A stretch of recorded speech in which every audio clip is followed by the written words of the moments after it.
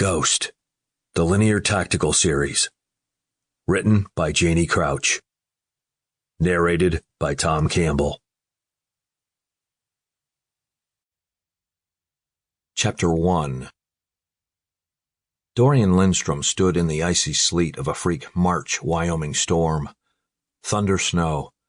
When Mother Nature couldn't decide what the hell she wanted to do, she did everything. Snow, rain, lightning. Nobody in their right mind would be standing out here in it. Dorian hadn't been in his right mind for some time. For the 6 years since he'd gotten out of an enemy prison in Afghanistan, to be exact. But the good thing about being tortured within inches of your life? Standing out in the middle of a balls-to-the-wall storm didn't faze you in the slightest. Especially when you were on the hunt for someone threatening your family, or at least the only family Dorian had left. Not many people were stupid enough to threaten the men of Linear Tactical, especially on their home turf in the mountains of western Wyoming. Their years as U.S. Army Green Berets had trained them to adapt, defend, and survive almost every type of situation. Then they'd left active duty and started their own self-defense, weapons, and wilderness survival training facility for civilians.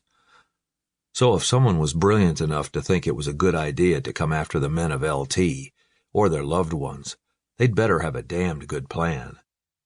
Dorian wasn't sure the people he was currently watching for in this crazy-ass storm had any plan at all, much less a good one. He knew his enemy today, and he wasn't afraid of them or any attack they might make.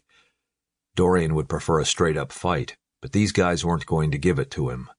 They'd already shown their true colors by bullying a woman who lived alone, as well as cutting the brake lines of a linear guy's fiancée today. Pregnant fiancée. Whether the dumbasses knew it or not, they'd sealed their fate the moment their razor had touched that hose. With this storm, and until Dorian and his team could hunt down the people responsible, the linear guys were taking the tactically smart approach, a united front. They were keeping the people who meant the most to them together inside Finn Bollinger's house, where the team could keep them safe. Dorian had volunteered to take watch outside. Nobody had been surprised by that. Everyone knew Dorian didn't do crowds, even friendly ones.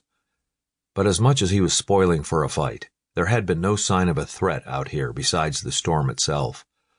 There was nobody out here. Nobody, especially not people with the limited skill level of these guys, got past Dorian in the wilderness.